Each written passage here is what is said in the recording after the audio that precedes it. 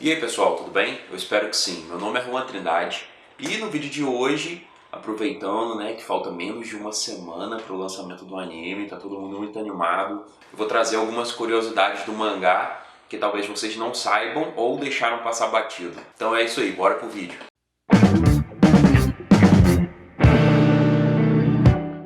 Nessa primeira imagem, nós vemos o Shiva dando a ideia de evoluírem algum outro animal, porque talvez eles não sejam tão ruins quanto os humanos, né? Isso dá a entender que os deuses criaram os humanos em conjunto, assim como eles decidiram destruir os humanos em conjunto também. 2. Podemos ver que aparentemente tivemos uma votação unânime no início do mangá, mas isso seria contraditório com os personagens de Hércules e do Buda, e não teríamos unanimidade, né? A menos que eles não possuam direito de voto por terem sido humanos anteriormente. Então, nessa primeira imagem, o mangá diz apenas se for decidido por unanimidade, não diz que foi. E na segunda imagem, Zeus apenas diz que eles entraram em um consenso, que a votação acabou com a maioria votando pela destruição da humanidade, não diz que foi unanimidade. E apesar dos votos do Hércules e do Buda não mudarem nada, isso faria sentido com os pensamentos que eles têm, eles não votariam contra a humanidade, né? 3. Essa daqui é mais um lembrete do que uma curiosidade. Não existe ou deveria existir possibilidade de algum participante admitir a derrota e se render no meio do combate. Um vai ter que morrer ou os dois, caso aconteça a morte ao mesmo tempo. 4. Logo na primeira luta, Shiva, ainda pensando que seria o segundo lutador, já dá a entender que ele tinha poder de fogo, mas a gente só acredita quando vê, né? 5.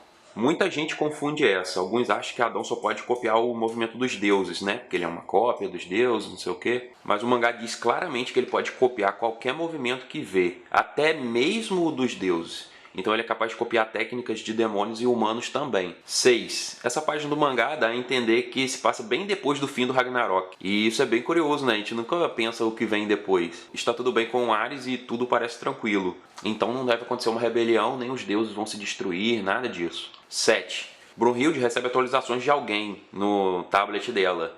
E pela imagem parece uma conversa e não uma publicação de algum site dos deuses. Possivelmente alguém infiltrado passa para ela informações dos deuses, mas também pode ser apenas uma atualização de algum app deles, né? E isso pode não ser nada demais também, pode ser só viagem minha. 8. Diferente de algum dos outros participantes do Ragnarok, o Sasaki morreu em combate e provavelmente já estava em Valhalla esse tempo todo e continuou aperfeiçoando o seu estilo de combate, né? Eu poderia dizer aqui que isso deu uma vantagem a ele, etc. Mas os outros lutadores já estão em seus aposentos. Então eu acho que nenhum deles foi invocado ali do nada e não sabe a situação. Tipo assim, porra, o que é que eu tô fazendo aqui? 9. Um dos instrutores de Sasaki previu, entre aspas, como seria a morte do Poseidon muito antes do fim da luta. E, como um guerreiro, Poseidon lutou até o final. 10. Já virou meme entre os leitores do mangá dizer que a Gei traz azar pra quem ela torce, né, que ela zica. Mas isso é um mito, olha só. Gei torceu por Hrist, eu acho que é assim que fala, e pelo Sasaki, e eles venceram mesmo assim. Então, essa zica aí não cola não, mano. 11. Essa aqui é só uma viagem do artista, né, que colocou o braço arrancado longeaço e logo depois Poseidon conseguiu agarrar para usar a outra mão para atacar. Parece até que o braço dele esticou, né? 12. Jesus, mesmo não sendo mostrado, já estava confirmado como existindo em Shumatsu. A contagem do tempo se dava por antes e depois de Cristo, como podemos ver nesse quadro aqui do passado de Hércules. Apesar de Jesus existir em Shumatsu, ele não é representado como na Bíblia. E por essa fala do Loki sobre a destruição lá da Torre de Babel, alguns dos fatos bíblicos aconteceram, mas o Deus cristão lá em Shumatsu não existe. E foram os próprios deuses de Shumatsu que decidiram por esses fatos. 14. Ainda no passado do Hércules, podemos ver que as votações que se davam a cada 1000 anos coincidem com o nascimento de Cristo. Então tudo dá a entender que o atual Ragnarok que a gente está acompanhando no mangá se passa no ano 2000 depois de Cristo. 15. Muita gente entendeu errado essa fala aqui do Hermes. Se eu não estiver enganado também, ele diz apenas que o Ares não consegue nem segurar mais a clava do Hércules hoje em dia, por conta do Hércules ter se tornado muito mais forte do que ele. E não porque depois daquela luta o Ares se tornou um inválido, igual muita gente pensa. O próprio Ares diz que precisaria de mais de 1000 anos para conseguir enfrentar Adão. Então ele ainda está na ativa, né? 16. O mangá nos mostrou apenas a segunda, terceira e quarta esposas do Shiva. Não nos mostrou a primeira, né? Então deve ter alguma história por trás disso, tanto na realidade como no mangá. mas eu não sou conhecedor do hinduísmo, então eu não sei. Mas o que deu a entender é que ele tem ou teve pelo menos 4 esposas. 17.